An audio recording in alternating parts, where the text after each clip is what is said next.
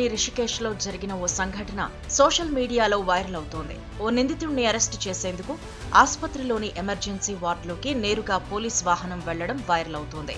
సాధారణంగా ఆసుపత్రిలోని ఎమర్జెన్సీ వార్డులోకి వాహనాలు వెళ్లడం అసాధ్యం. ఎవరైనా పేషెంట్లను అత్యవసరంగా తీసుకువెళ్లాలన్నా ఎంట్రన్స్ వరకు అంబులెన్స్ లో వెళ్లి అక్కడి నుంచి స్ట్రెచ్చర్ పై తీసుకువెళుతూ ఉంటారు.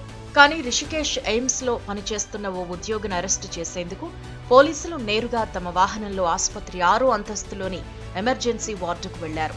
సినిమాలో యాక్షన్ సన్నివేశాలను తలపించేలా ఉన్న ఈ దృశ్యాలు సోషల్ మీడియాలో వైరల్ అవుతున్నాయి.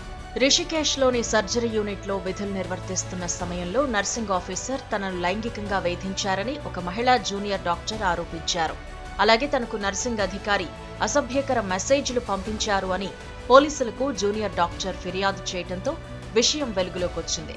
ఈ సంఘటనపై ఇతర వైద్యులు ఆగ్రహం వ్యక్తం చేయడంతో పాటు జూనియర్ డాక్టర్కు మద్దతుగా నిలిచారు.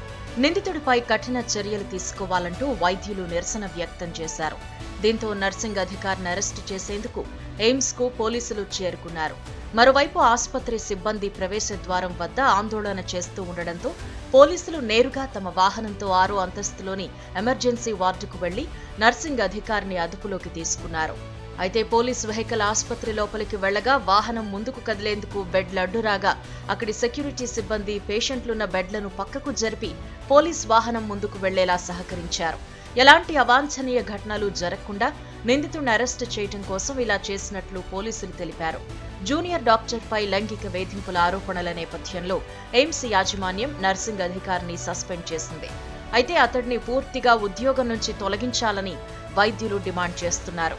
ఓ నిందితుడిని అరెస్టు చేసేందుకు ఆసుపత్రిలోని ఎమర్జెన్సీ వార్డుకు పోలీసులు తమ వాహనంలోకి వెళ్లడం సామాజిక మాధ్యమాల్లో వైరల్ అవుతోంది.